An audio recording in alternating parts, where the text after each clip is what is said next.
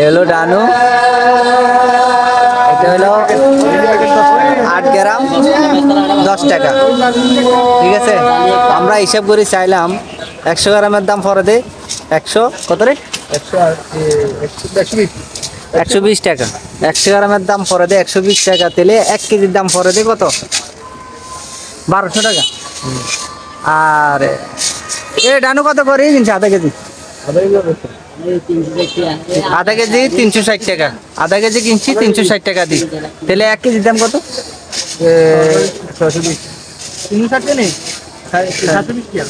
720 টাকা কেজি। এ হলো আমগো দেশ দুনিয়া, এলো বাংলাদেশ। যত নিম্ন শ্রেণীর মানুষ হইবা এত মনে করবে যে তুমি ঠক খাইবা। হ্যাঁ, তুমি গরিব মানুষ কেন হইছো? গরিব নিয়ে জন্মানো যাবে না।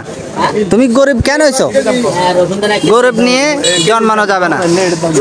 আপনি এটা নইলে আমি 720 টাকা দিয়ে কেজি পাইতে আছি, এটা 800 টাকা হইব। এটা বাংলা চুঙ্গি বেচতে পারলে, যেহেতু আমি এটা খুচরা বিক্রি করতে আছি, এটা 800 টাকা হবে। নইলে 900 টাকাই হোক, 1200 টাকা কিভাবে হয়?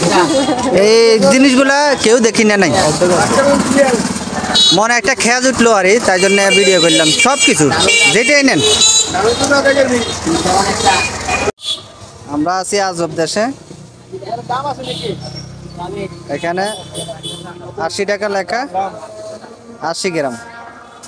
তাহলে 1 গ্রাম 1 টাকা করি।